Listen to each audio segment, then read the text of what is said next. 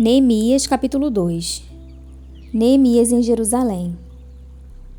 No mês de Nisã, o mesmo que Abibe, aproximadamente março-abril, do 20º ano do rei Artaxerxes, na hora de servir-lhe o vinho, levei-o ao rei. Nunca antes eu tinha estado triste na presença dele. Por isso o rei me perguntou: por que o seu rosto parece tão triste, se você não está doente?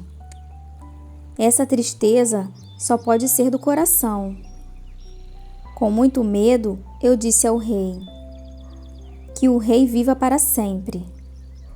Como não estaria triste o meu rosto, se a cidade em que estão sepultados os meus pais está em ruínas e as suas portas foram destruídas pelo fogo?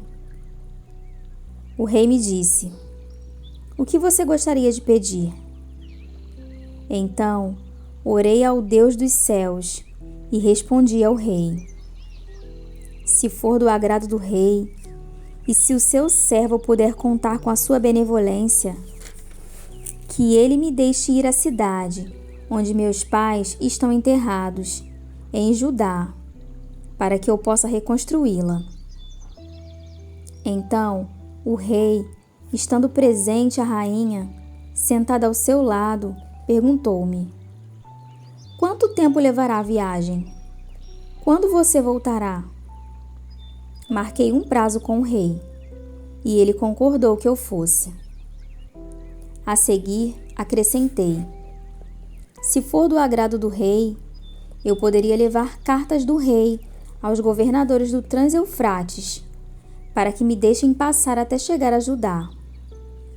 E também uma carta para Asaf, guarda da floresta do rei, para que ele me forneça madeira para as portas da cidadela que fica junto ao templo, para os muros da cidade e para a residência que irei ocupar. Visto que a bondosa mão de Deus estava sobre mim, o rei atendeu os meus pedidos. Com isso, fui aos governadores do Trans-Eufrates e lhes entreguei as cartas do rei. Acompanhou-me uma escolta de oficiais do exército e de cavaleiros que o rei enviou comigo. Sambalate, o horonita, e Tobias, o oficial amonita, ficaram muito irritados quando viram que havia gente interessada no bem dos israelitas. A inspeção dos muros de Jerusalém. Cheguei a Jerusalém e, depois de 3 dias de permanência ali, saí de noite com alguns dos meus amigos. Eu não havia contado a ninguém o que o meu Deus havia posto em meu coração que eu fizesse por Jerusalém. Não levava nenhum outro animal além daquele em que eu estava montado. De noite, saí pela porta do vale, na direção da fonte do dragão e da porta do esterco, examinando o muro de Jerusalém, que havia sido derrubado, e suas portas, que haviam sido destruídas pelo fogo.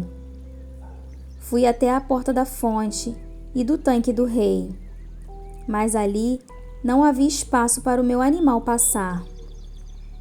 Por isso, subi o vale, ainda de noite, examinando o muro. Finalmente, voltei e tornei a entrar pela porta do vale. Os oficiais não sabiam onde eu tinha ido ou o que eu estava fazendo, pois até então eu não tinha dito nada aos judeus, aos sacerdotes, aos nobres, aos oficiais e aos outros que iriam realizar a obra. Então eu lhes disse: vejam a situação terrível em que estamos.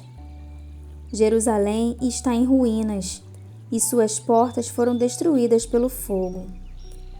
Venham, vamos reconstruir os muros de Jerusalém, para que não fiquemos mais nessa situação humilhante.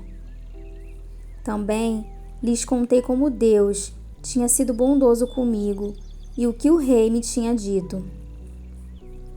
Eles responderam: sim, vamos começar a reconstrução. E se encheram de coragem para a realização desse bom projeto. Quando, porém, Sanbalate, o horonita, Tobias, o oficial amonita, e Gesem, o árabe, souberam disso, zombaram de nós, desprezaram-nos e perguntaram: o que vocês estão fazendo? Estão se rebelando contra o rei? Eu lhes respondi: o Deus dos céus fará que sejamos bem-sucedidos. Nós, os seus servos, começaremos a reconstrução. Mas no que lhes diz respeito, vocês não têm parte nem direito legal sobre Jerusalém. E em sua história não há nada de memorável que favoreça vocês.